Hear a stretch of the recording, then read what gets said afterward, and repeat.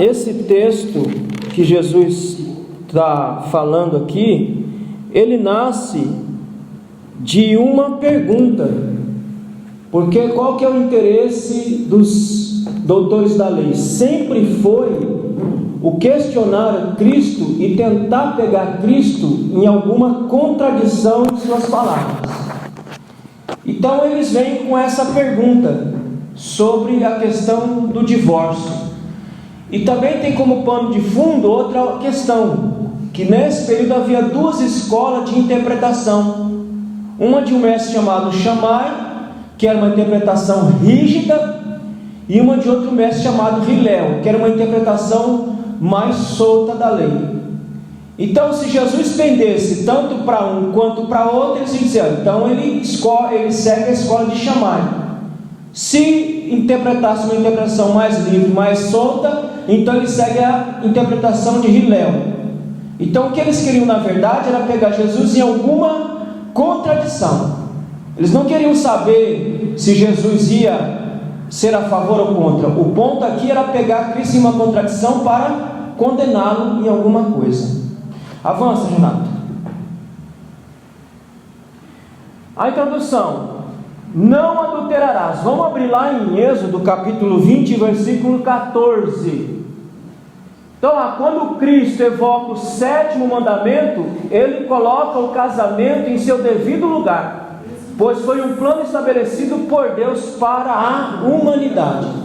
Êxodo capítulo 20, verso 14. Então, quando Jesus pega esse mandamento aí, Êxodo capítulo 20, verso 14, ele vai colocar o casamento no seu devido lugar. O que está dito aí? Não adulterarás. Qual que é o plano de Deus para o casamento? Vamos abrir Gênesis capítulo 2, versículo 24. Então, quando ele fala lá, não adulterarás, ele vai colocar o casamento dentro do plano que foi estabelecido por Deus. Leia, Gênesis 2, 24. Portanto, deixará o varão o seu pai e a sua mãe, e apegar-se a sua mulher, e serão ambos uma carne. Pronto, então ele coloca o casamento no seu devido lugar. Homem e mulher deixará pai e mãe, unir-se-á, e ambos serão uma só carne. Por quê? Já nesse período aqui, irmãos, já nesse período que nós estamos falando aqui, já havia um relaxamento sobre a questão do divórcio, ou do desquite, como é colocado aí. Porque para o judeu, segundo uma interpretação equivocada, nós vamos chegar lá, acho que Deuteronômio capítulo 20 e verso 14, deixa eu ver se é isso mesmo. Como é que eles interpretavam isso aí? Deuteronômio capítulo 20, deixa eu ver se é o verso 14.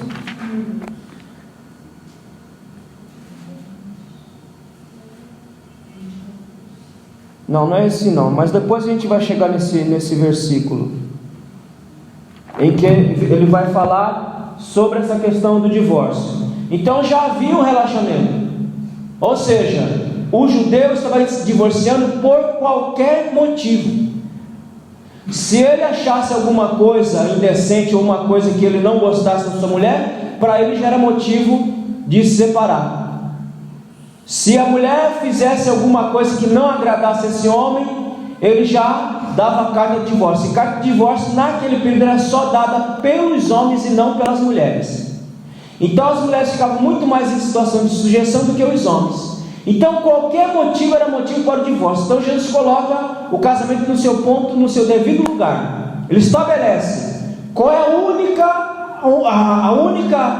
única forma que haja um divórcio sem que haja uma transgressão da lei. Então ele coloca o casamento no seu devido lugar, dando honra mais à mulher do que ao próprio homem, porque a mulher não tinha direito, só o homem. Então ele coloca e estabelece, o motivo é esse aqui, porque já havia um relaxamento já na época de Cristo.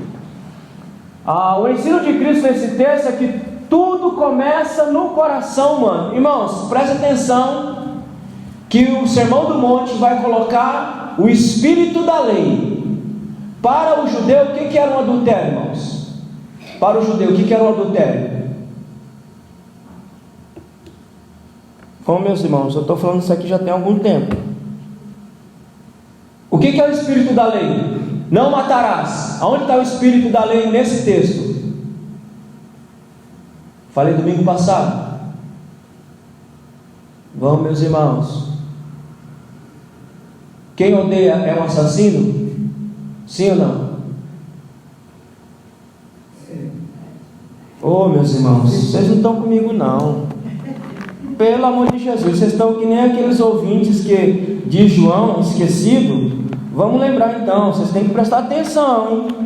Por isso que é bom comprar a revistinha, ter a revistinha na mão. Eu ouvi os videozinhos que está lá à disposição de vocês. Abre 1 João capítulo 3, versículo 15.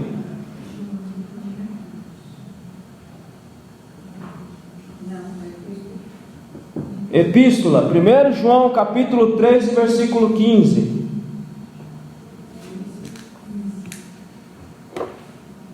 Que achou? Leia.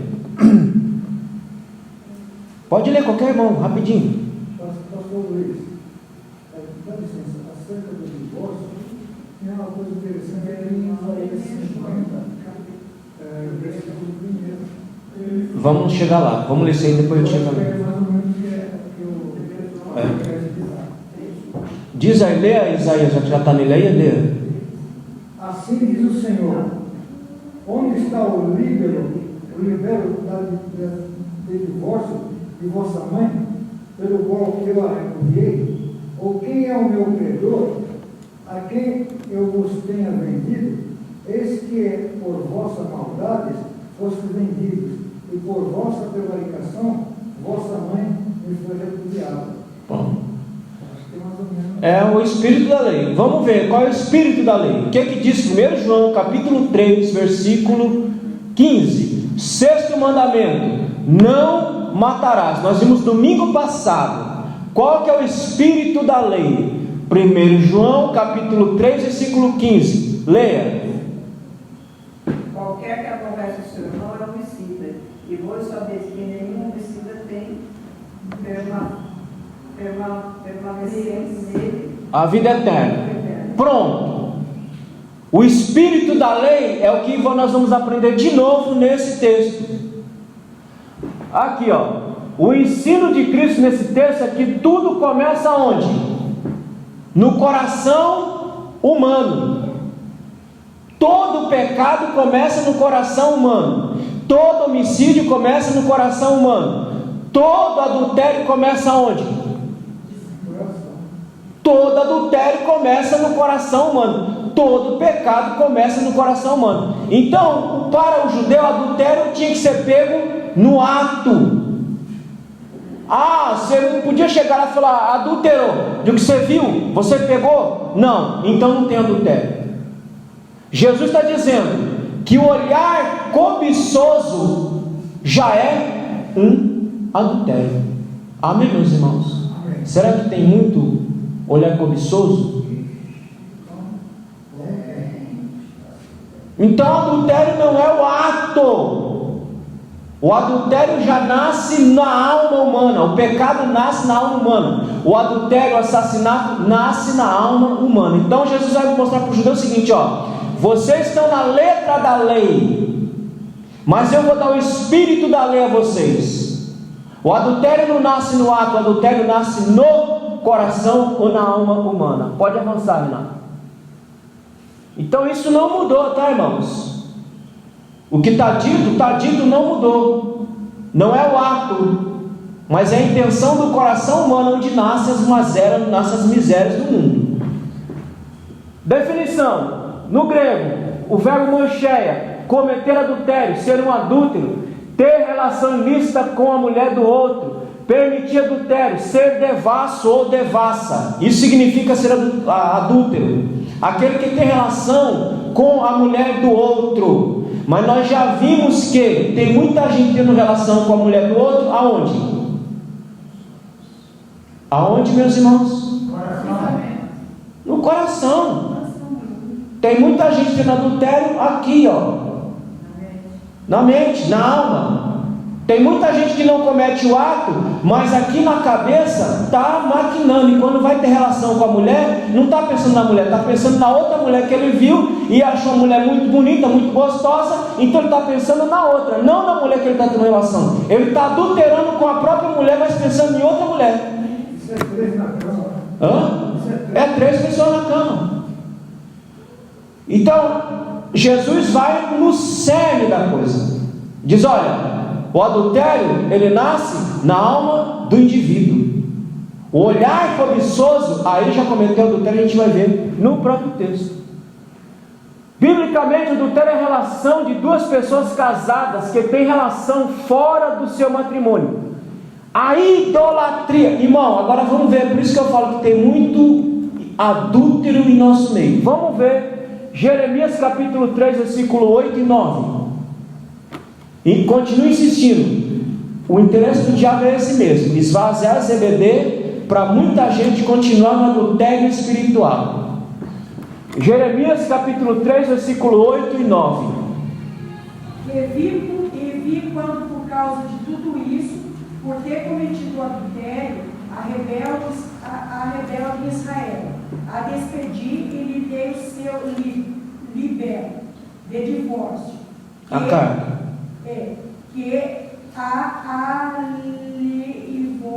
Aleivosamente. Juntar a sua irmã. Aí, perdi, desculpa.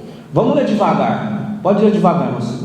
E vi quando por causa de tudo isso, por ter cometido o adultério, a rebelde Israel, a despedir e dei a carta de seu divórcio, para que a alievosa Judá, sua irmã, não temeu, mas foi também ela mesma que se prostituiu. E sucedeu que pela fama da sua prostituição contaminou a terra, porque adulterou com a pedra e com o pau. Qual é o adultério que Deus está falando aqui? Mandaria o povo para a Babilônia, para o cativeiro. Qual é o adultério aí? A idolatria, meus irmãos. O que ele está falando? Que eles deixaram de adorar Deus para adorar pau e pedra. Idolatria. A idolatria é comparada ao adultério, porque você deixa de se relacionar com o seu Criador para se relacionar com um pedaço de pau, com um pedaço de pedra. Portanto, você cometeu um adultério espiritual. Ezequiel 23, 37. Então, meus irmãos, não é só o adultério físico, aquele adultério de mente, mas é adultério de idolatria. E muita gente está entrando por esse caminho. Tem muito crente entrando pelo caminho da idolatria. Quando você é um idólatra, você é comparado a um adúltero, porque você deixa de adorar Deus para adorar outro Deus, cometendo relação ilícita com outros deuses. Adultério não é relação ilícita? Quando você coloca um ídolo na sua vida, você está tendo relação ilícita com esse ídolo. Portanto, você está cometendo adultério em relação ao seu Criador. Adultério espiritual. O que diz Ezequiel 23 e 37? Porque adulteraram e segue-se e sangue se acha nas suas mãos.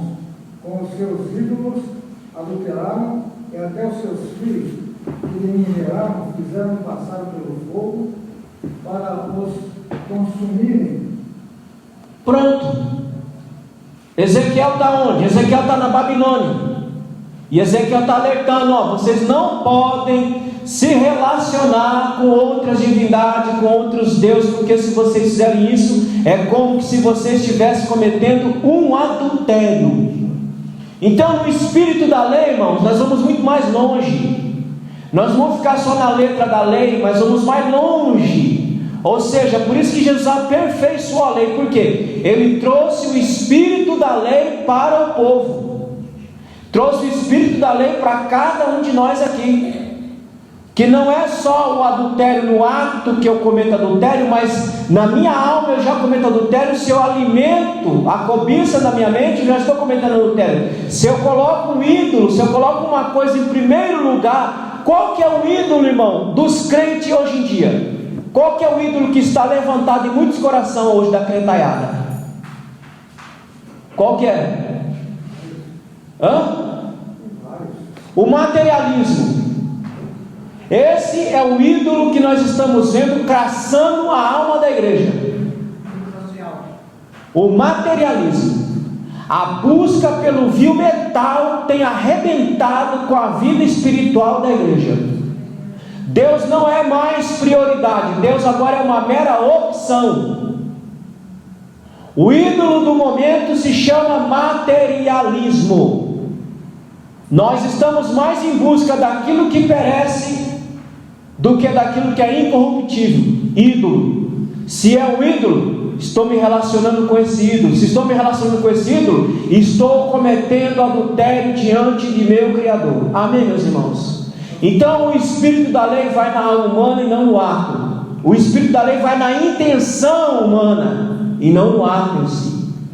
Então a questão, a prescrição, essa prescrição do código divino está preservando o matrimônio entre o povo de Deus. Ou seja, não adulterarás, não cometerás adultério, não terás relações ilícitas com outra mulher ou com outro homem, para preservar a célula máter, ou seja, aquilo que é a estrutura da sociedade. O que é a estrutura da sociedade? A família.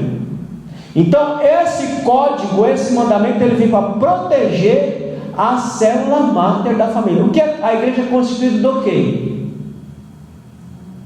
Do que, meus irmãos? Da família. Se ele destrói a família, ele consegue destruir o quê? A igreja, porque a igreja é constituída de família. Avança, Renato. Posição de Jesus contra o adultério. Para Cristo, a gênese de todo adultério, assim bem como de todo o pecado, está onde? Na alma humana. Então essa é a visão bíblica de Jesus. A visão bíblica de Jesus de adultério não é o ato em si, não é o ato, mas a intenção do coração humano. Então ele vê, olha, o adultério não é só o ato em si, mas é a intenção que está no coração dos homens. Quer ver uma coisa, meus irmãos? Vamos ler o texto. Mateus capítulo 5, versículo 27 que a gente leu, né? Vamos ler rapidinho e devagar. Olha lá, Mateus capítulo 5, versículo 27. Está aqui. Ouviste o que foi dito aos antigos: não cometerás adultério. Ele está dizendo, esse mandamento continua tendo validade. Eu não estou revogando, mas ele continua tendo validade. Eu, porém, vos digo que qualquer que atentar numa mulher para cobiçar, já em seu coração cometeu adultério com... Então ele diz, se o cara, isso vale para homem e para mulher, tá, irmãos? É que ele está falando aqui da mulher, vale para homem e para mulher. Se eu olhar e cobiçar aquela mulher, já no meu coração eu cometi adultério, como diz o Cristo. Então Cristo vai no espírito da lei. Ou seja, o adultério acontece na alma humana e não no ato em si. Mesmo que você nunca tenha cometido o adultério no ato, mas você cometeu na sua alma.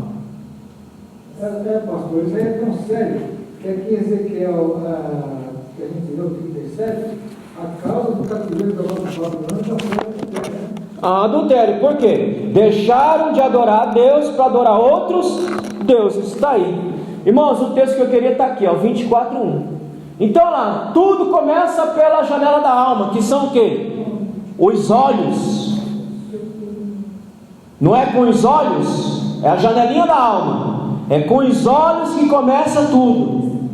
E aí depois os olhos mandam para a mente alimenta, vai para a alma humana, e aquilo a alma vai para a vontade, da vontade vai para o desejo, do desejo vai para a emoção, e fica aquele negócio encalacrado dentro da alma do camarada, e se ele não tiver coragem de cometer o ato, ele fica aquilo na cabeça, porque ele tem medo das consequências, ainda tem um restinho de temor, mas lá na alma dele ele já cometeu adultério 300 vezes com aquela pessoa.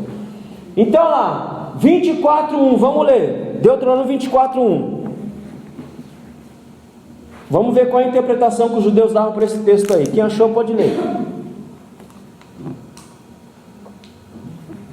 Vamos, meus irmãos, ninguém achou? Se um homem tomar uma mulher e se casar com ela, e se ela não for agradável aos seus olhos, por ter ele achado coisa inocente nela, e se ele escreve uma carta de divórcio e a entregar à mulher e a mandar embora. A interpretação equivocada está aqui, por nela encontrar coisa indecente. Então os judeus começaram a pegar qualquer coisa, porque a mulher não tinha direito de dar carta de divórcio, só o homem. Então, para eles fazer interpretação livre do texto, dizendo que qualquer coisa indecente, mas coisa indecente aqui está relacionado com questões de imoralidade sexual. Se ela adulterasse, então ele podia dar carta de divórcio. Mas eles começaram a pegar a interpretação frouxa, dizendo qualquer motivo é motivo para o divórcio. Se salgou comida, é motivo para o divórcio. Se acordou no dia seguinte com bafo de onça, divórcio. Se era magrinho e virou um bucho, divórcio. Se era estéril, divórcio. Era difícil. Então Jesus veio preservar, a lei veio preservar mais a mulher do que o homem. Jesus falou, qual é o motivo? Eles queriam saber se ele ia dar a interpretação de chamar restrita ou de Hilel liberal. Ele falou, nem chamar e nem Hilel. A interpretação é essa aqui. Teve relação ilícita? Teve, então dá-lhe carta de divórcio. Se não couber o perdão, dá-lhe carta de divórcio. Se não foi isso, meu irmão, não tem divórcio. Ela ficou velha, eu quero a novinha. Não tem divórcio.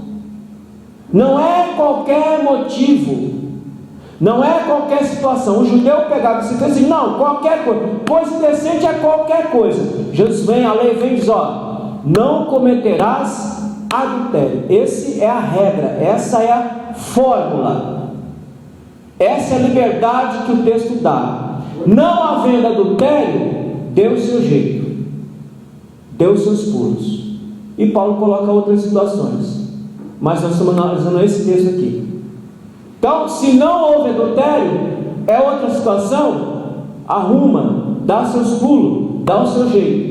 Mas a carta de divórcio você dá se houver o caso de adultério. Então ele veio para preservar mais a mulher do que o homem. E ela desprezada se não gerasse filho homem também. Divórcio. Avança, Renato. No sermão, Jesus deixa bem clara a importância de termos uma alma toda devotada a Deus para não ser contaminada pelo pecado.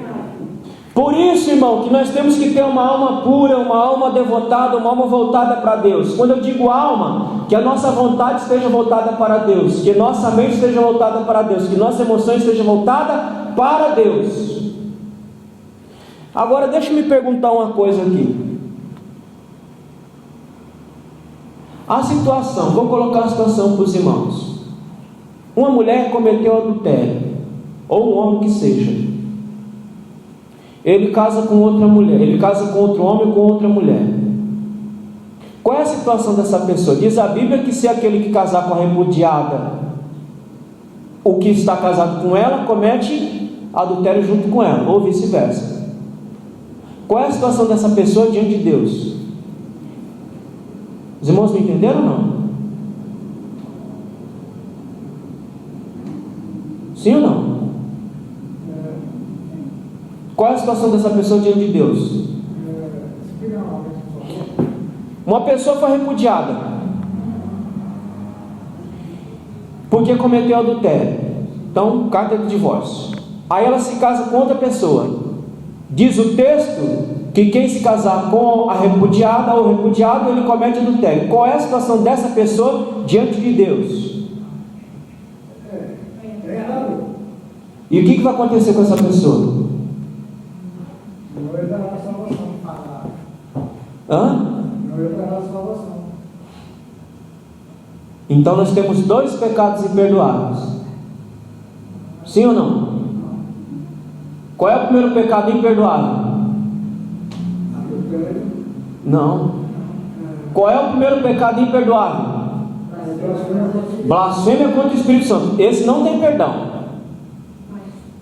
Se a pessoa lá casou com um repudiado ou repudiada, diz o texto que ele comete adultério, o que será desses dois então diante de Deus?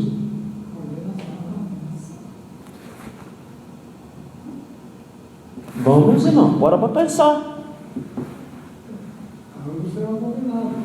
Não tem salvação então?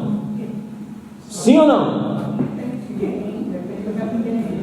Sim ou não? Tem ou não tem? Tem. Se arrepender e larga. Não, Se arrepender, continua. Aí como ficou? Deu um nome. Ficou. Tem que pensar, ué, porque você pode se deparar com uma situação desse e perguntar para você: qual é a minha situação agora? Você vai dizer o que uma pessoa: olha, realmente eu não sei não, você está condenado ao fogo do inferno. Não está na Bíblia que não existe perdão, né? A Bíblia diz que os adúlteros não herdarão o reino dos céus. Certo? Coloquei a situação para vocês de que uma pessoa que foi repudiada por conta de adultério casa com outra pessoa. Essa pessoa que casou com ela vai ser considerada um adúltero. Ora, diz a Bíblia que os adúlteros não herdarão o reino dos céus. Certo? E se essa pessoa ignorar esse fato durante cometeu isso ignorando a lei, não conhecendo a lei de Deus? Nós estamos falando de pessoas que conhecem a lei de Deus. Para quem conhece, quem é conhecedor. O que faz com essa pessoa? Quem é conhecedor e ela, Então nós temos 2 pecados imperdoáveis? sim. Mas aonde está na Bíblia?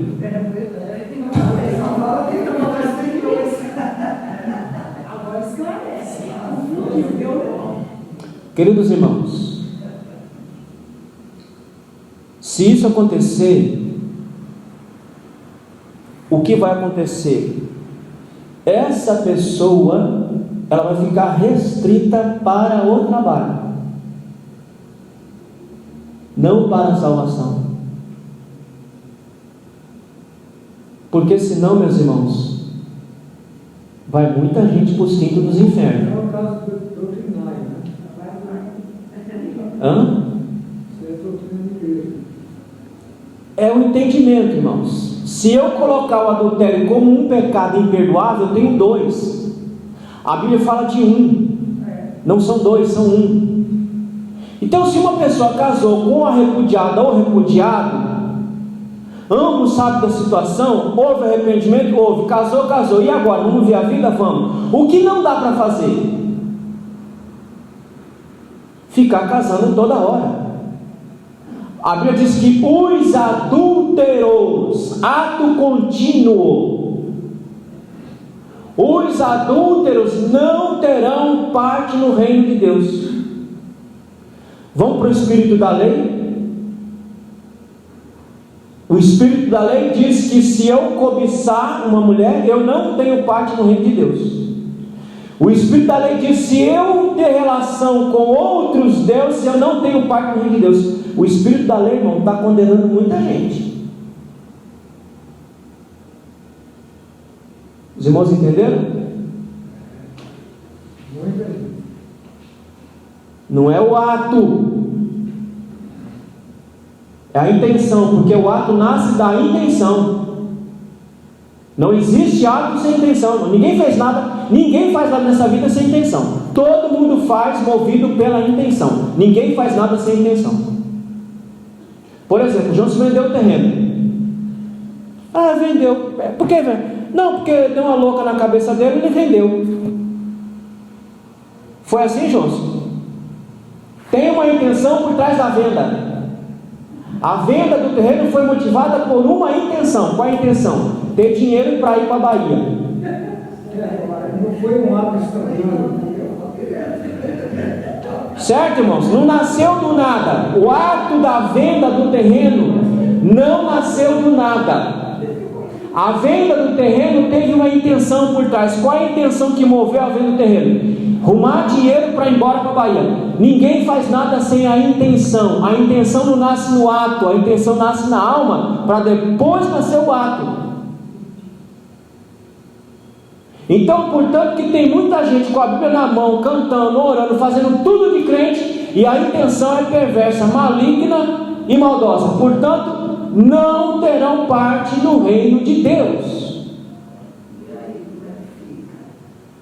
Aí é aquilo que diz a Bíblia: cada um examine-se a si mesmo porque cada um dará conta de si. Agora, você acha que o diabo quer que o povo venha saber disso aqui de manhã? Que é a intenção que condena e não o ato? E esse que vive na intenção condena aquele que cometeu o ato, porque ele é o maior julgador. Ah, mas eu não cometi o ato. Mas a intenção, a vontade de pecar igual ele está lá, latente na cabeça. Então Jesus vai no espírito da lei. O que é que leva o ato? A intenção da alma humana leva o ato do pecado. Não existe pecado sem intenção, meus irmãos. Ah, eu pequei porque eu quis pecar. Não, você pecou porque teve uma intenção naquele pecado. A intenção foi que cobiçou, achou bonita, achou gostosa, ou achou gostoso, foi lá e pecou. Por quê? Porque o ato nasceu na alma humana, não nasceu no ato. Esse é o problema de muita gente, dos crentes até de hoje, que acham que o pecado é o ato. O pecado não é o ato, o pecado está no coração humano. Nós acabamos de ler aqui. Portanto, que o 7º mandamento vem para proteger a mulher contra o ato maligno do homem, e vice-versa. E vice-versa. Então, o que fica claro para nós aqui? Nós estamos aprendendo aqui. O Sermão do Monte está colocando tudo na intenção da alma humana, enquanto a letra da lei está dizendo no ato. A letra diz o ato. Jesus diz, não é o ato, é a intenção do coração do homem que leva o homem ao pecado. Amém, meus irmãos? Então, lá, no Sermão do Monte, ele deixa claro que tudo começa no coração. Uma alma devotada a Deus para não ser contaminada pelo pecado. Dentro do casamento mantemos nossa pureza. Qual é a pureza que temos que manter dentro do casamento? Pureza moral, pureza sexual e pureza social.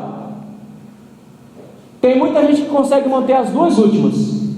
Aliás, tem muita gente que consegue manter as duas últimas, mas a primeira não. Nós estamos falando do espírito da lei. Pureza moral. Aliás, quem não consegue ter pureza moral não vai conseguir ter pureza sexual, porque ele vai para a cama com a mulher dele e com outra, não é com a mulher dele. Ele vai para a cama pensando na outra, não é na mulher dele. Ele vai ter relação com a mulher, mas não com a mulher, com a outra que está lá. Então, meu irmão, dentro do casamento precisamos ter pureza moral, sexual e social. Se não tiver a moral, não vai ter a pureza sexual e muito menos a social, que é de relacionamento, de companheirismo. Por quê? Porque a alma do cara está impregnada, a alma da mulher está impregnada. Por isso que essas novelas do cão, essa mulher que fica assistindo essas novelas do capeta, fica vendo aqueles devassos, maquinando, matutando, e aí depois vai para a cama com o parceiro pensando no ator da novela. Ai, o pão.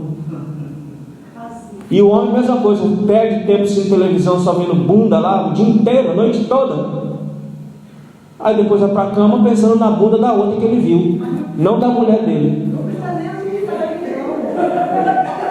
Não precisa nem o homem assistir televisão, porque está visto aí na rua as mulheradas estão para. Sim, pronto, o cabo vai para a rua e fica doido. O cabo vai para...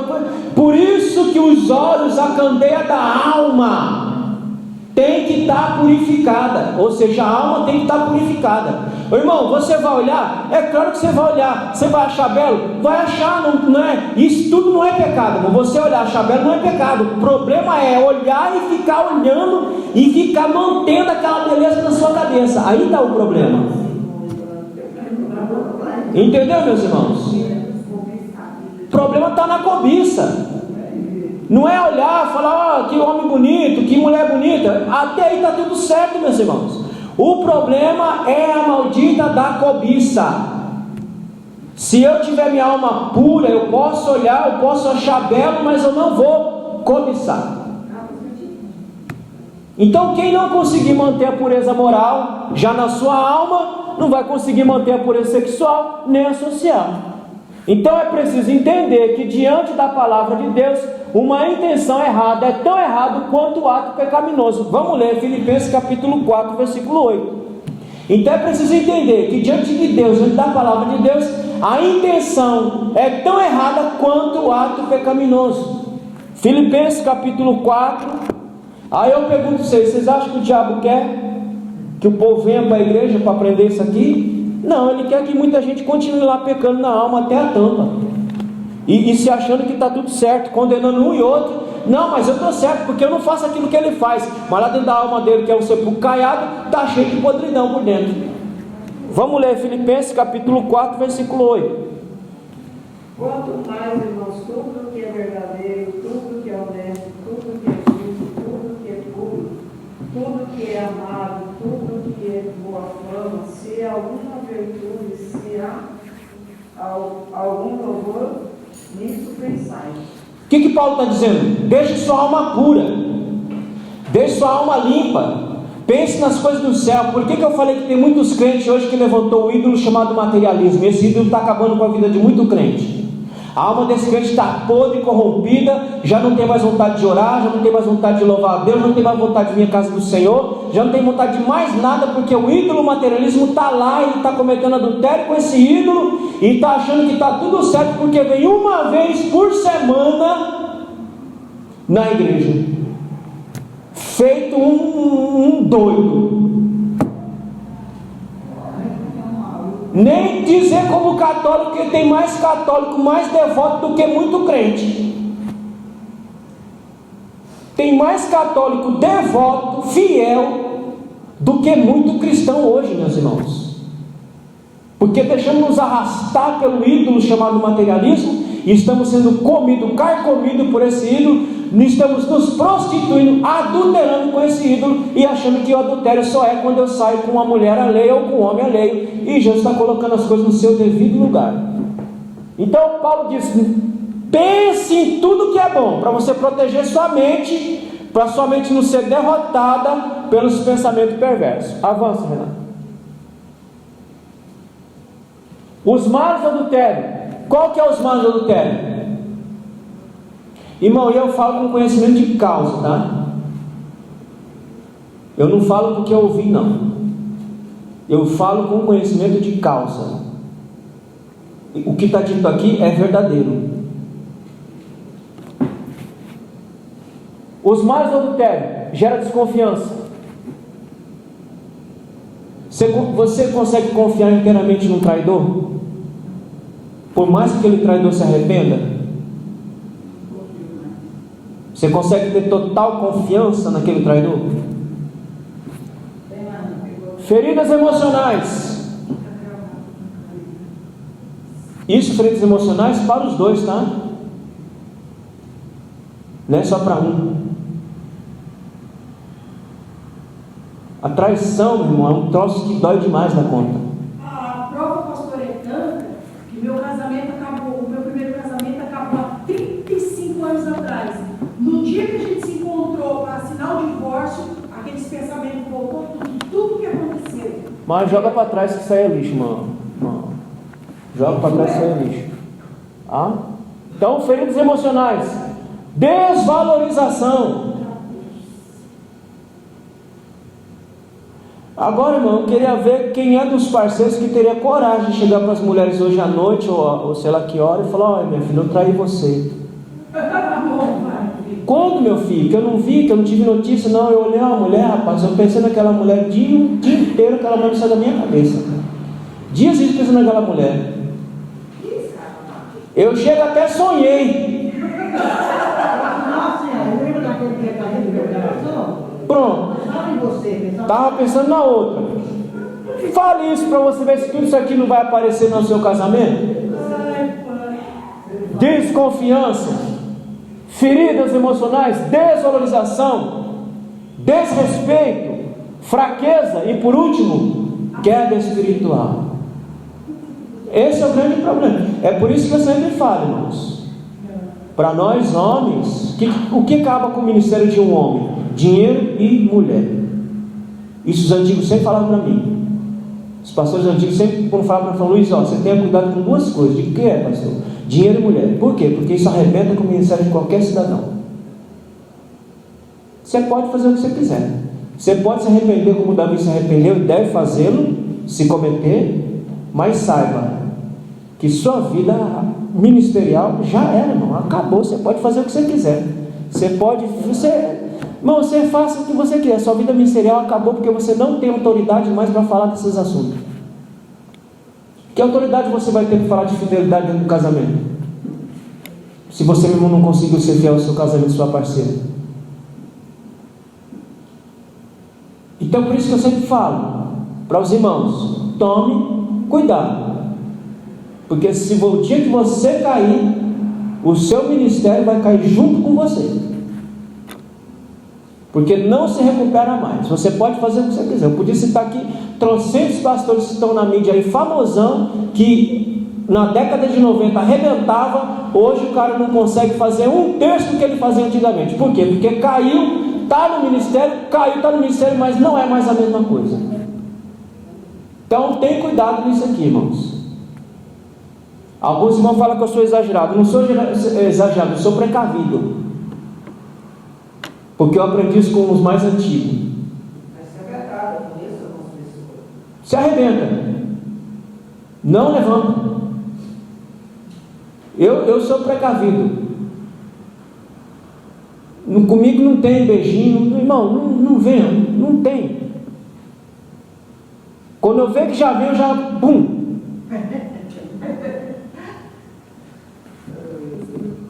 Porque, irmão, eu não sei o que está na cabeça do homem dela.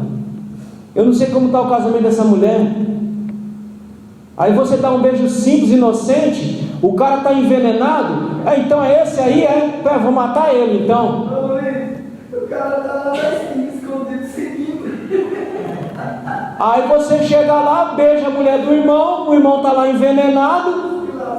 Pronto, dá um tiro na sua cabeça, você morre sem saber por quê. Então não tem, irmão. Veio pro meu lado, já é assim mesmo, para lá, entendeu? Cada um beija sua mulher, cada um agarra sua mulher, faça o que quiser com sua mulher. Agora, esse negócio de ficar beijando mulher alheia não é comigo, nem abraçando mulher alheia também não é comigo. Ah, pastor, mas não quero saber. Se a cara fica assim, não, Luiz. Oxi! Mas você lá, você não agarra nem sua mãe, mas é assim. Não abraça a sua mãe,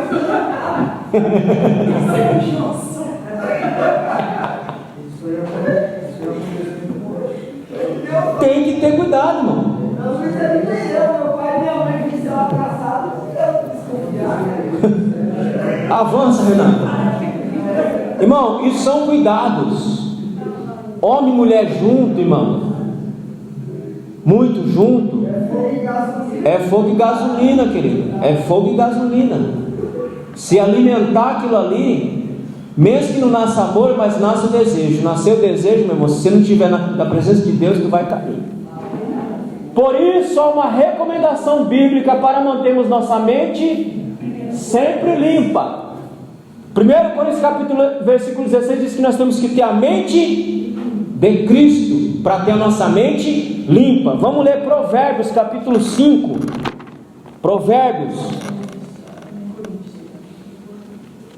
Provérbios capítulo 5. Tampa o ouvido da menina aí. Capítulo 5. Versículo 3 a 8. Vamos ler.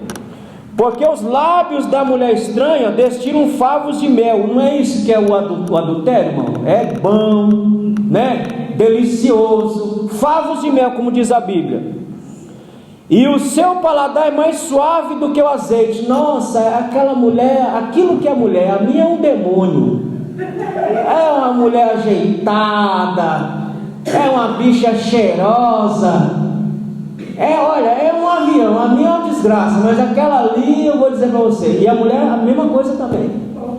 Aquilo que é mulher, aquilo que eu tenho em casa é um demônio. Aquilo que eu tenho em casa é um satanás, aquele homem. Mas aquilo é um homem. Como está dizendo a Bíblia aqui, irmãos, destilam favos de mel, paladar é mais suave do que o azeite, mas o seu fim é amargoso, como o absinto, agudo como a espada de 2 gumes. Porque depois do ato, irmão, quando vem a consciência, vem todos os males do seu ato. daquela intenção demoníaca que nasceu dentro da sua alma, que você partiu para o ato, depois vai vir toda a desgraça desse ato sobre você. Os seus pés descem para a morte, os seus passos estão impregnados do inferno. É a mulher, é o homem que vem com a intenção de matar um casamento, de matar uma família. Ela vem com o inferno, ele vem com o inferno atrás dele. Para não ponderes os caminhos da vida, as suas andanças são errantes, jamais o conhecerás. Agora, pois, filhos, dai-me ouvido, e não vos desvieis das palavras da minha boca. Longe dela seja o teu caminho, e não te chegues à porta da sua casa. Muita gente chegando à porta da casa do pecado. Há muita gente se prostituindo, meus irmãos, se prostituindo no ato e se prostituindo na intenção, se prostituindo com outros deuses dentro da casa de Deus, deixando esse veneno penetrar e corroer a sua alma. O adultério é uma desgraça na vida do ser humano, tanto o adultério como ato, como o adultério espiritual, aquele que está na alma do homem, aquele adultério que nós trocamos Deus por qualquer coisa. Isso é uma desgraça na vida do ser humano, vai levar à queda com certeza. Avança, Renato. O que rege o coração regerá o corpo. O que procede do coração? O que procede do seu coração vai ser a atitude do seu corpo. Vamos ler Mateus capítulo 15, versículo 19. Quem achou, leia. Nesse ensino, Jesus deixa claro que o pecado não nasce no ato em si, mas no coração humano, que é gestado esse pecado. Mateus capítulo 15, versículo 19. Quem achou, leia. Rápido. E tanto quanto mandava que a multidão se assentasse sobre a erva, tomou 5 pães e os 2 peixes. Mateus 15. Mateus 15, 19. 15 e 19.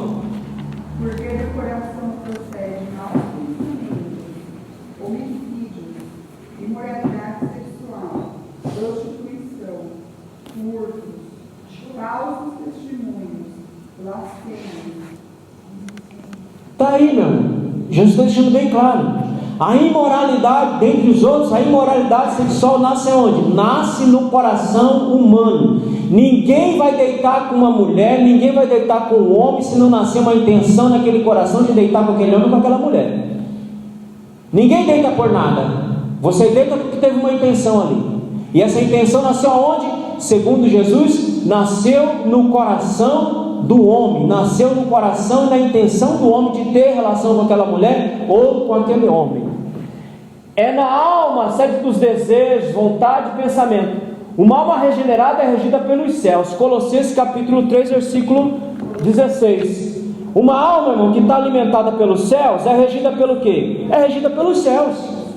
Uma alma que é alimentada pelo mundo, ela é regida pelo quê? Pelo mundo. De uma alma pervertida, uma alma corrompida.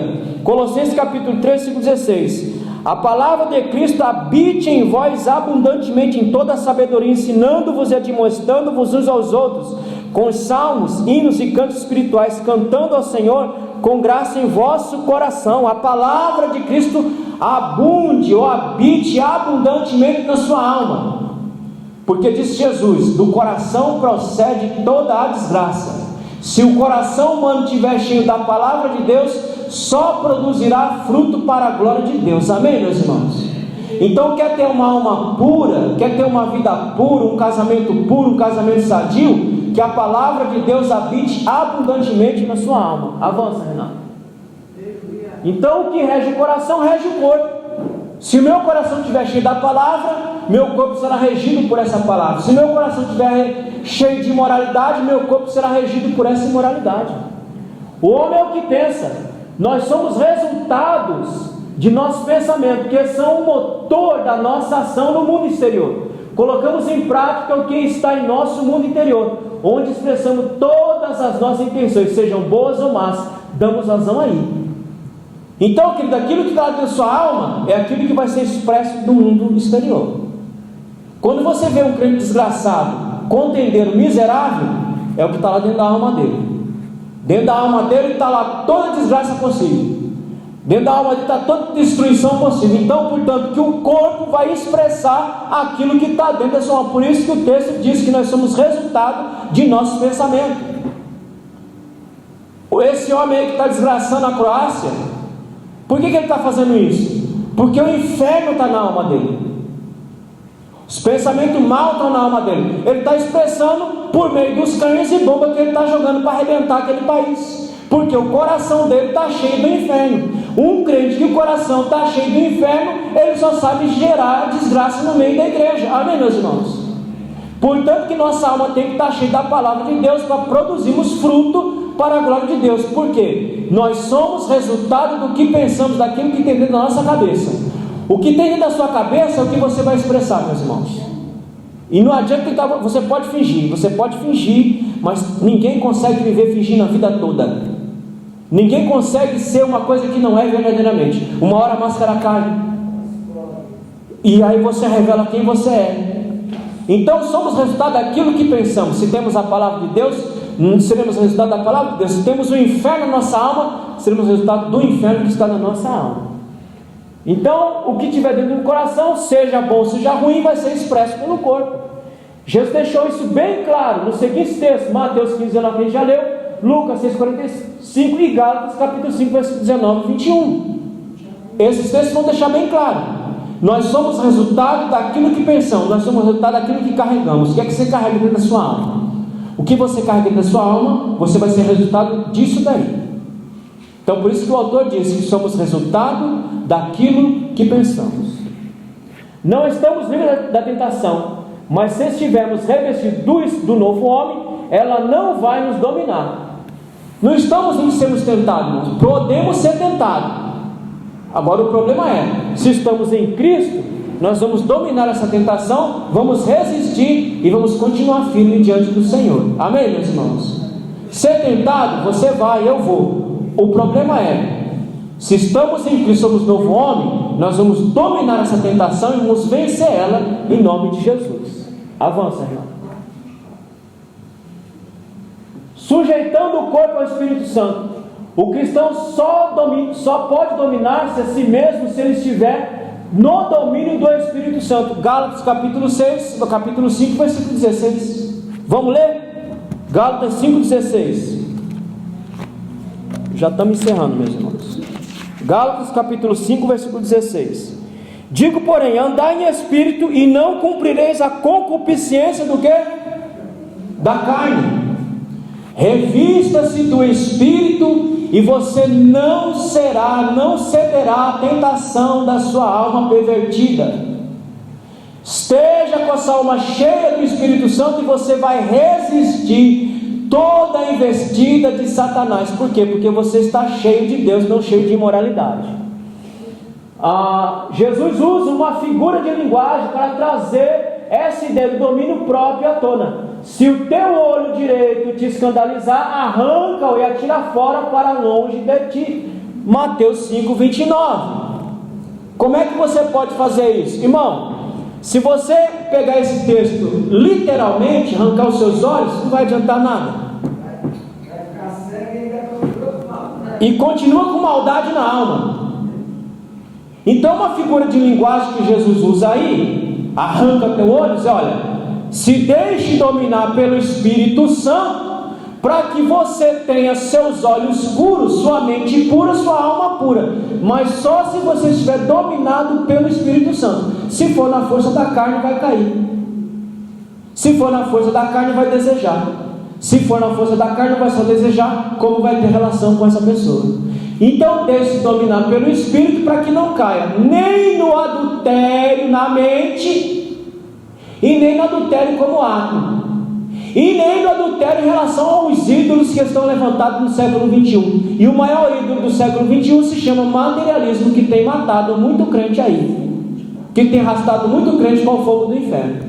O inferno tem estado na alma de muito crente materialista. Não é Deus mais, é o inferno regendo essa vida. Aquilo que pensamos é aquilo que vamos expressar. Você veja que tem muito crente que pensa 24 horas na vida material. O inferno está na alma dele. Ele só pensa naquilo. E se ele só pensa no bem material, ele só vai fazer, o corpo dele só vai fazer, só vai buscar aquilo que é material, nunca aquilo que é espiritual. Por quê? Porque ele está dominado pelo inferno, não dominado pelo Espírito. Amém, meus irmãos? A linguagem é dura, mas é para tirar a alma de vocês do inferno. Para tirar a alma de vocês do fogo do inferno. É por isso que a mensagem é essa mesmo. É por isso que falo desse jeito mesmo. Porque não adianta ficar com melzinho, com docinho, com frescuragem, com pregação Nutella. Irmão, eu não sou pregador Nutella. Eu sou pregador raiz. Pecado é pecado. E acabou. Não tem esse papo. Ai, que o amor, a graça e não sei o quê. Irmão, isso é conversa para boi dormir, que quer ver você no fogo do inferno, quer ver sua alma queimando no inferno. Fica ratificando o seu pecado, o seu erro. É mensagem para você morar no céu. É para isso que eu fui levantado, para pregar a palavra de Deus como ela é. Então ela é desse jeito mesmo. Se a sua alma estiver impregnada com o inferno, então tu vai para lá, junto do seu Pai. Aqui Cristo mostra como podemos sujeitar a nossa alma e produzirmos fruto para a glória de Deus. Como é? Gálatas capítulo 5, versículo 24. Olha lá. E os que são de Cristo crucificaram a carne com as suas paixões e concupiscências. Pronto, ele dá a receita aqui. Quer arrancar os olhos? Ande no Espírito, crucifique sua carne, assim como Cristo foi crucificado, crucifique sua carne e você vai andar no Espírito para a glória de Deus. Amém, meus irmãos? Avança. Indissolubilidade do casamento. O casamento na perspectiva bíblica. A visão bíblica é que um homem e uma mulher entram em uma união permanente, única, na mais perfeita intimidade entre ambos. O casamento, irmãos, o que é que controla o ímpeto sexual do ser humano? Aonde é controlado? O ímpeto sexual do ser humano, aonde é controlado?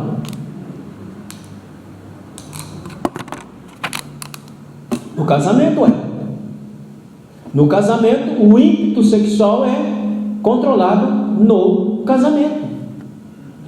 A intimidade entre ambos não é só intimidade emocional, é intimidade de relacionamento íntimo entre o casal. Tem muitos crentes que não fazem mais isso. E digo dos casados, estão virando irmão. E está na Bíblia onde isso? Ah, mas eu estou velho. Irmão, se tiver velho e ainda tem potência, é para viver o casamento. Ah, isso é sem egoísta. Olha, se fosse sem egoísta, Deus não teria criado o homem exatamente como ele criou. Quem que criou o homem com ímpeto sexual, com apetite sexual? Foi o diabo ou foi Deus? Hã? Foi Deus, meu irmão. Qual foi a ordem que ele deu lá no jardim do Éden? Qual foi a ordem? Crescer e... Ora, Adão e Eva, façam muito sexo, viu? Porque vocês têm que encher essa terra aí. E se não fizer sexo, não tem como gerar filho. Tem como gerar filho? Não, filho nasce da relação sexual entre homem e mulher casado. Então façam sexo. Então a intimidade é para ser desfrutada dentro do casamento, é controlada dentro do casamento. Há muitos crentes que já deixaram de fazer isso há muito tempo, abrindo a porta do inferno dentro da sua casa. Porque se você não fizer, o Ricardão vai vir. Ou a Ricardona vai vir. Ou o pé de lã, você que sabe. Então é para ser desfrutado dentro do casamento, meus irmãos. Eu não faço porque eu não posso, eu não sou casado. Mas o dia que eu casar, pode ter certeza. Mas enquanto tinha relacionamento, vivia. Isso faz parte do relacionamento íntimo. Ambos se tornarão uma só carne.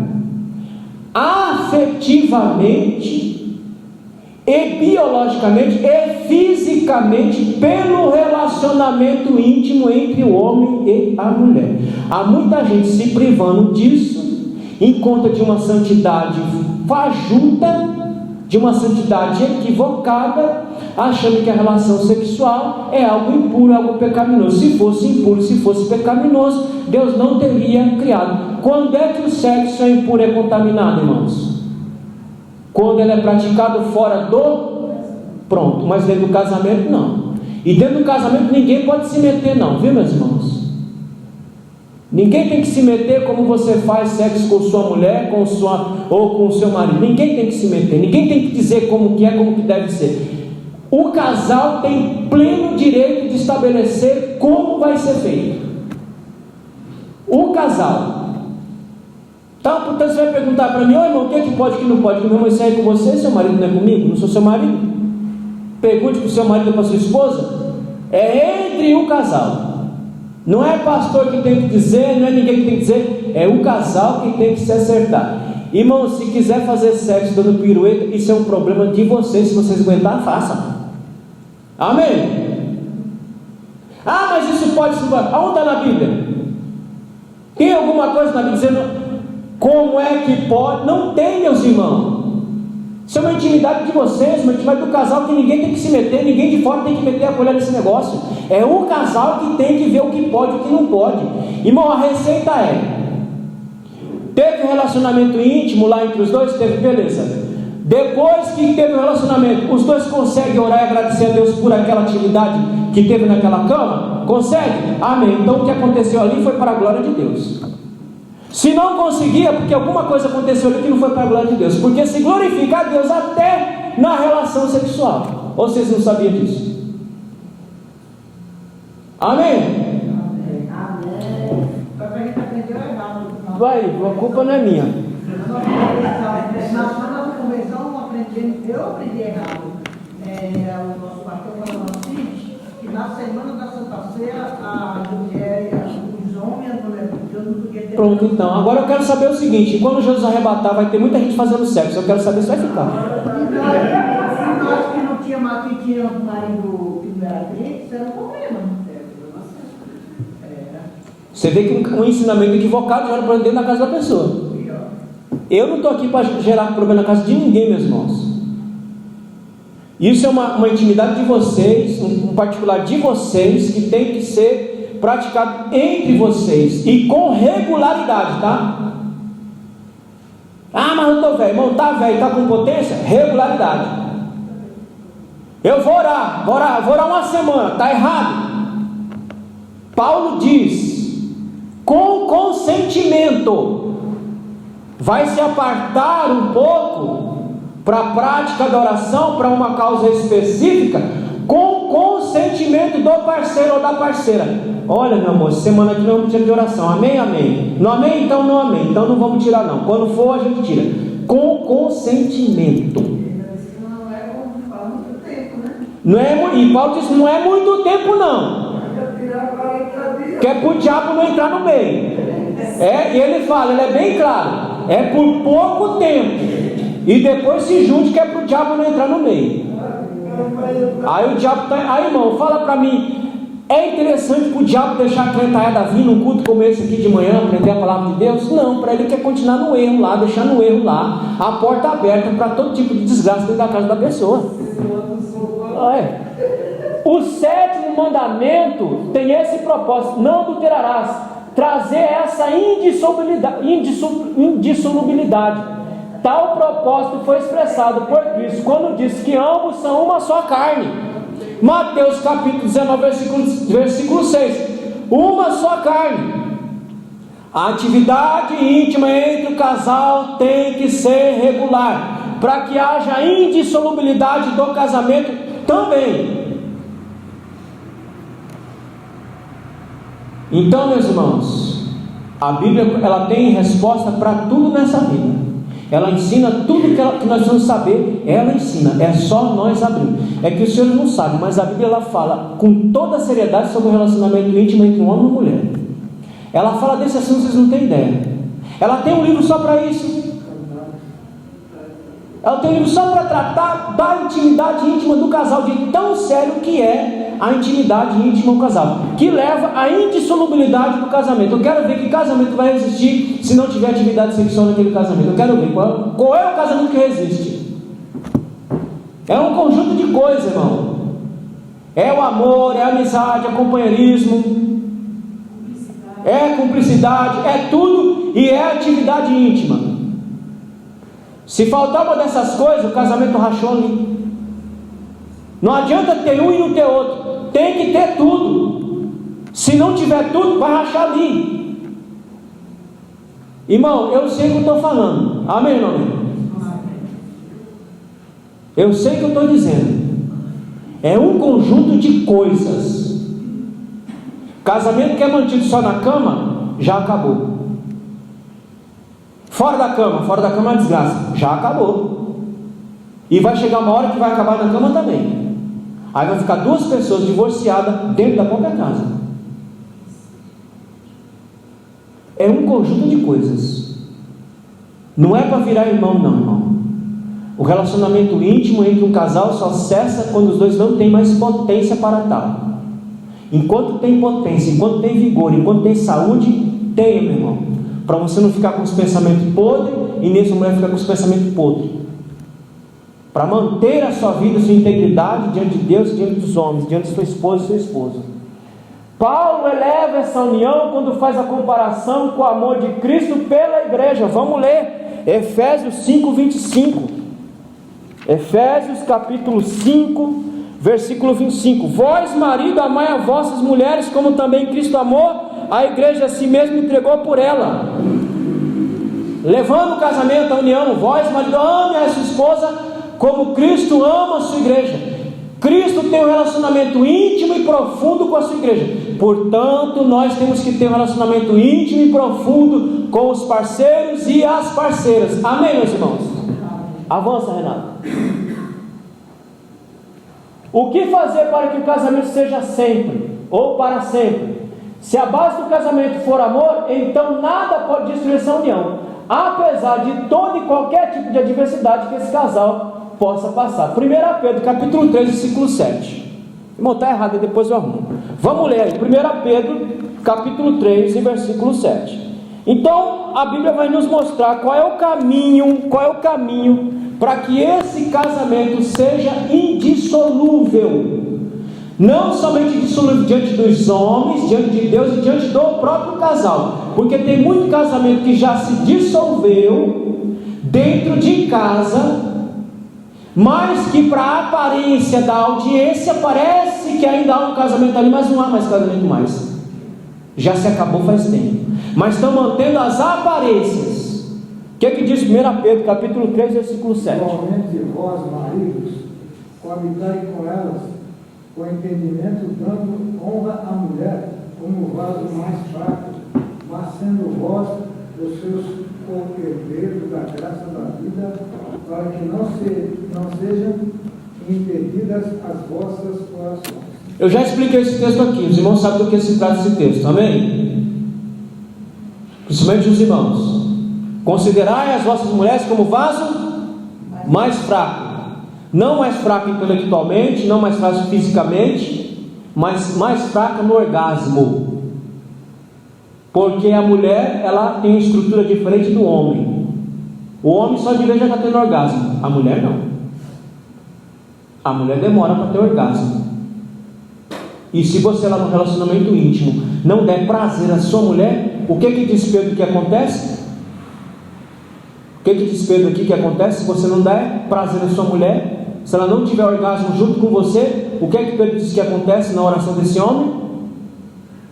Não é respondida ou não é ouvida. Vou ler de novo. 1 Pedro 3,7. Igualmente vós, marido, coabitai. Coabitar é ter relacionamento sexual. Amém? Coab não é morar. Então quer dizer que eu tenho que morar bem. Não, morar você mora bem, que sua mulher tem a casa lá. Coabitar, linguagem bíblica para atividade sexual é coabitar. Coabitai com elas com entendimento, dando honra à mulher como vaso mais fraco. Entendendo, burro velho, que a mulher, a estrutura dela é diferente do homem, portanto ela demora um pouco mais para ter o orgasmo. Você tem que esperar para dar prazer a ela, para que ela tenha o orgasmo junto com você. Se você não fizer isso, olha o que Pedro diz. Está aqui, ó. Dando honra à mulher como vaso mais fraco, como sendo vós os seus co-herdeiros da graça da vida, para que não sejam impedidas as vossas orações. Eu não quero nem perguntar quantas orações estão sendo impedidas no seio da igreja.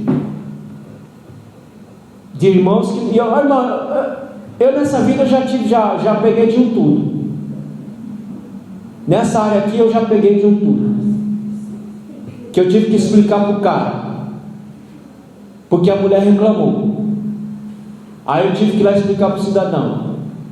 Não é para fazer que nem cachorro, não. Homem galo, né? Ou que nem coelho. Faz e tomba. E a pessoa falou: é mesmo assim, pastor? É mesmo desse jeitinho que o senhor está falando? É desse jeitinho aí, ó, que ele faz. Eu digo: meu filho, deixa de ser burro. Você quer tomar um chapéu de couro nessa cabeça? Faça o negócio direito. Porque senão você está trazendo desgraça para sua casa.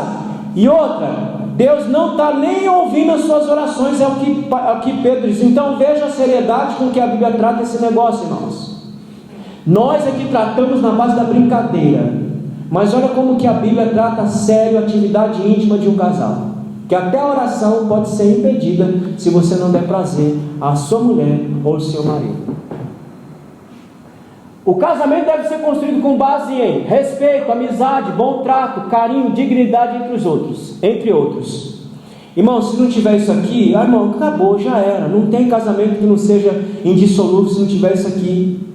Se não tiver amor, que é a base de tudo, se não tiver amor, não tiver respeito, não tiver amizade, não tiver bom trato, o cara for um cavalo, um bruto, um animal, a mulher a mesma coisa, não tiver dignidade, entre outras coisas, irmão, não tem casamento que resista a um negócio desse. Ele tem que ser insolúvel, mas ele tem que ter a base. Qual é a base? O amor. Do amor vai vir tudo isso daqui, ó. Respeito, amizade, bom tratamento, carinho, dignidade, entre outras coisas. Qual dos irmãos aqui, ou das irmãs aqui, fala com o parceiro ou com a parceira que eu amo? Quem falou isso aqui para seus parceiros essa semana aqui? Deixa eu ver. Oi, irmão, pelo amor de Jesus, irmão. Aqui, ó. Bom trato. Rapaz, eu sei o que eu estou dizendo, meus irmãos. Você não tem noção do que faz uma palavra. Uma palavra mal colocada é pior do que um murro dado na cara de alguém. Se você não conseguir expressar carinho pela sua parceira, você vai expressar por quem? Ah, eu tenho meu cachorro, e o cachorro é seu parceiro? Ah, o meu gato, o seu gato é seu parceiro? A gente consegue falar para um cachorro, né? Ah, como eu te amo. Mas não consegue falar para o parceiro, a parceira? Coisinha linda do papai. Aí pega, aí faz carinho, aí pega no colo, e faz tanta bagunça. Mas não consegue fazer isso com o parceiro e com a parceira, irmão. Isso faz parte do casamento. Isso faz parte do relacionamento, irmão. Escute. Eu sei o que eu estou falando. Eu digo que eu sou um privilegiado não por ter chegado ao divórcio, não. Porque eu conheço os dois lados da moeda. E eu posso falar com propriedade de cada ponto aqui. Eu podia até aprofundar mais, não aprofundar porque eu não vou ficar expondo ninguém. Eu podia aprofundar cada ponto disso aqui. Mas eu sei o que eu estou falando. Então, se você não tem isso com sua mulher, com seu esposo, passa a ter. Quantos dos senhores aqui, nós estamos já entrando para o segundo semestre, foi com a sua esposa ou esposo almoçar ou jantar fora? Olha!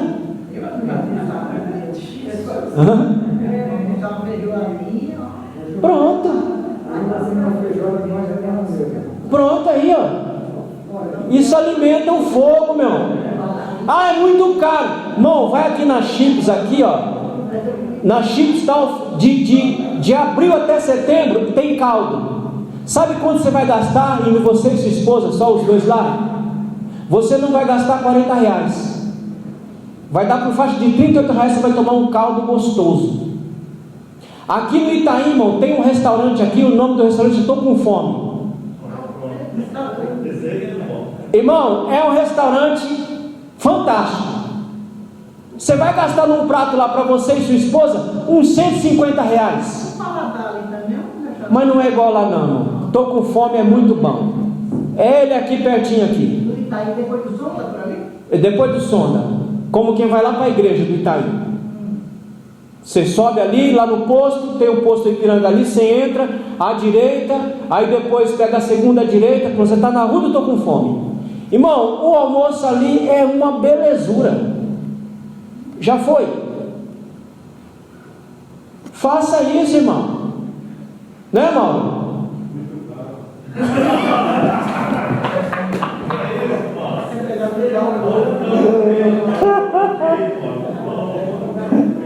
Irmãos, então tem que ter isso. Ambos têm que ter perspectiva que ambos são iguais no plano divino. São iguais, ninguém está competindo com ninguém. O homem e a mulher são iguais diante de Deus, com funções a serem cumpridas diante de Deus. Nenhum é maior, nenhum é menor. Ambos têm funções no plano divino. Dentro da união, há dois, há obrigações a serem cumpridas. 1 Coríntios capítulo 3, versículo 7, vamos ler. E aí eu estou encerrando. 1 Coríntios 3, 7. Irmão, eu sou pesado. Os irmãos falam, mas eu não sou pesado não, é que a Bíblia é desse jeito mesmo. Olha o que diz 1 Coríntios capítulo 7. É primeiro? 3, né? O que diz aí? Não é esse não. É 7:3. Eu estou falando errado. Não é esse não, Zezinho. Capítulo 7 e versículo 3. Olha lá, o marido pague à mulher a devida benevolência, da mesma sorte a mulher ao marido. O marido paga a devida benevolência, a mulher a mesma coisa. O amor, o respeito, o companheirismo, a amizade, a relação sexual, porque é disso que ele está falando aqui.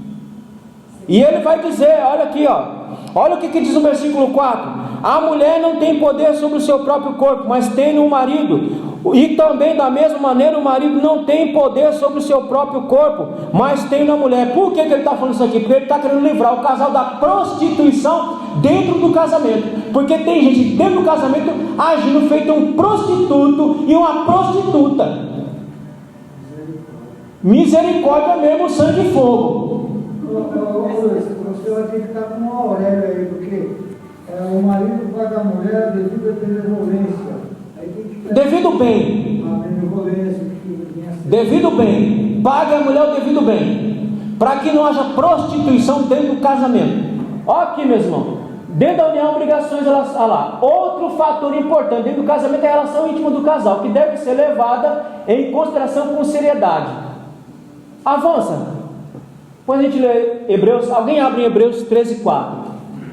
O casal tem que ter em mente que não pode usar a relação sexual como moeda de troca.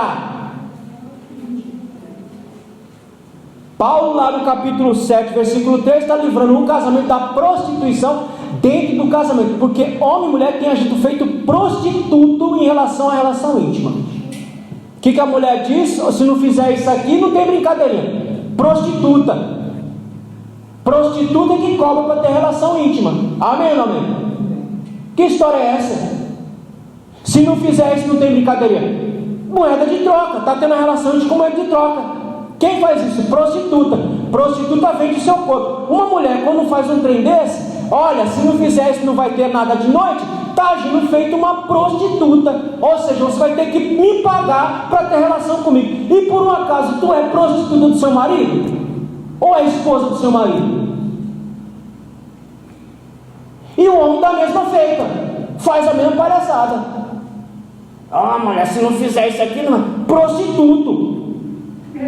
Está querendo que ela te pague para ter relação com você. Quem age assim é um prostituto. Então Paulo está prevendo e já adiantando para que não haja isso dentro do casamento. Por isso que ele diz aqui, a mulher não tem poder sobre o seu próprio corpo, mas tem no marido. Também da mesma maneira o marido não tem poder sobre o seu próprio corpo, mas tem no a mulher. Não haja prostituição dentro do... Irmão, olha, por isso que eu falo você, o diabo não quer que o crente saiba disso não. Quanta prostituição dentro do próprio casamento, gente pegando a relação íntima como moeda de troca. Se não fizer isso, eu não vou ter nada com você. Se não fizer isso, não vai ter nada, vai ficar de castigo. Isso é prostituição, isso é coisa de prostituta. Prostituta que vende o corpo, não é você. Marido, a mesma coisa. Isso é prostituição. Prostituição é pecado, meus irmãos. Diz a Bíblia que os prostitutos não herdarão o reino dos céus, meu Deus do céu. E o pessoal se prostitui dentro do próprio casamento, agindo como prostituto. Amém, meus irmãos? É pesado o que eu estou dizendo? Pode até ser, mas está escrito aqui. Está escrito aqui. Olha lá. Agindo como prostituto que vende o seu corpo para dar prazer ao outro. Portanto, o casal que quer ter um casamento duradouro deve observar a palavra de Deus atentamente, ter uma vida de comunhão com Deus para que haja comunhão entre os dois e ter uma vida sexual ativa. O casamento é regulado, o casamento é um regulador poderoso para os instintos sexuais de homem e mulher. É lá dentro do casamento que você regula, que você domina a atividade sexual. Então, por que ficar se privando disso dentro do casamento? Como tem muita gente se privando o parceiro e privando a parceira dentro do casamento. Se é dentro do casamento que você extravasa esse instinto que Deus colocou dentro de nós. Eu vou orar. Oxe, ore fazendo sexo, meu Deus do céu. É Santa Ceia. Oxe, tome fazendo sexo com o seu parceiro para não ficar pensando besta. Depois de tomar sem pecado aqui, pensando no marido do outro ou na esposa da outra lá. Percebe, meus irmãos, como que Jesus vai muito mais a fundo do que a lei? Ele pegou o espírito da lei e trouxe para nós o espírito da lei para que haja entendimento para nós, para que a gente tenha uma vida saudável diante dele, em nome de Jesus. Avança, Renato. Tem um texto aqui, nós vamos ler já, Hebreus 13:14. Casamento com união indissolúvel. Em seu debate com os doutores da lei, Cristo mostra o ideal de Deus para o casamento, união permanente e estável. Marcos 10:19. Jesus deixa bem claro que o divórcio é uma concessão e não um mandamento. Por que o divórcio foi concedido? Pela dureza do coração dos homens. O divórcio não estava no plano divino, mas foi concedido pela dureza do coração do homem. Foi concedido pela violência do homem em relação à mulher, como acontece até hoje, porque o homem é muito mais violento do que a mulher. Eu não vejo nos jornais aí, a mulher matou o marido. Eu vejo o contrário. A mulher largou, o desgraçado foi lá e mata a mulher porque largou do miserável. Então o divórcio foi dado pela dureza do coração do homem para a proteção da mulher, para não viver a vida toda com um homem violento ou com um homem miserável. Mas não é uma concessão divina. Foi uma concessão pela dureza do coração dos homens. Jesus deixa bem claro que o divórcio é uma concessão e não um mandamento. Nunca é fácil falar sobre o divórcio devido à destruição que vem junto com ele. Mas como servo de Deus, precisamos falar sobre esse assunto para livrar os casais de tal destruição, irmão. Mas para que falar? Tem que falar, para que ninguém experimente desse cálice amargo, irmão. Só quem viveu sabe como que é amargo tomar o cálice do divórcio. Só quem experimentou sabe como é difícil, destruidor você viver, beber o cálice do divórcio.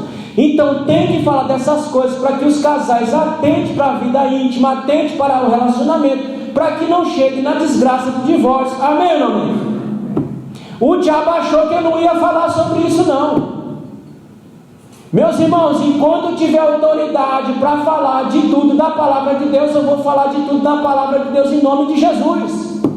Porque pelo cálice que eu bebi, eu não quero que ninguém beba. Amém, meus irmãos? Pelo transtorno que eu passei, eu não quero que ninguém passe. Pelo amargor que eu vivi, eu não quero que ninguém viva. Portanto, eu não posso me furtar de falar desse assunto a vocês. Eu não posso me furtar de falar desse assunto para vocês, para que vocês não cheguem no mesmo resultado que eu cheguei. Agora, se nós observarmos a palavra de Deus, vivemos como a palavra de Deus nos manda, nós vamos viver uma vida abençoada em nome de Jesus. Amém, meus irmãos? Casamento está ruim, não meta a mão. Irmãos, deixa eu falar uma coisa para vocês aqui.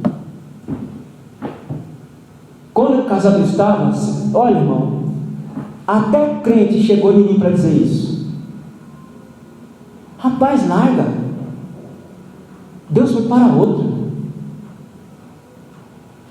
Eu digo, eu não vou fazer uma coisa dessa nunca na minha vida, porque eu sempre ensinei e eu tenho que viver aquilo que eu ensino. E eu sempre disse a vocês aqui, irmão, decisões pequenas vocês podem tomar a hora que vocês quiserem. Ah, vou mudar de casa, mude. Vou comprar outro carro, tem dinheiro, compre. Agora, decisões que vai mudar a sua vida, transformar a sua vida completamente, não meta a mão nesse negócio, porque se você meter vai dar tudo errado. E não foi só um que chegou a me falar uma desgraça dessa, foram vários. E crente, tá? Eu digo, não meta a mão nisso, porque quem tem que meter a mão nisso é só quem pode resolver isso da melhor maneira possível para que saia daqui a bênção de Deus. Irmão, se eu tivesse metido a mão nisso, vocês acham que eu estaria aqui falando com autoridade diante de vocês aqui? Vocês acham que eu teria autoridade para falar o que eu falo aqui hoje para vocês essa manhã aqui, se eu tivesse metido a mão nisso? Se eu tivesse ido no fórum lá da entrada, vocês acham que eu estaria aqui falando? De maneira nenhuma. Mas eu sempre falei com Deus, digo, o Senhor tem que dar um jeito, porque dessa forma eu não posso ficar, nem eu e nem ela. Mas não tem problema não. Nem eu posso viver assim, nem ela pode viver assim, porque o Senhor não criou o ser humano para viver na desgraça, e nem muito menos em guerra. O Senhor criou o ser humano para viver em paz, mas nós gostamos de guerra, mas o Senhor não criou assim. Então o Senhor faça do jeito que o Senhor achar. Mas eu meter minha mão, eu não vou. O que o Senhor fizer na minha vida está muito bem feito, mas eu meter, eu não vou. Portanto, que eu não fiz, eu não me movi, não me mexi, esperei em Deus, Deus trabalhou e Deus fez da melhor maneira possível para a glória de Deus. Amém, meus irmãos? É por isso que eu estou aqui falando a vocês. Tudo isso que estou falando é porque eu sei o que é o divórcio. E eu sei que se nós não atentarmos para a palavra de Deus, o resultado vai ser esse. Aí o casamento não vai ser indissolúvel, como diz a Bíblia.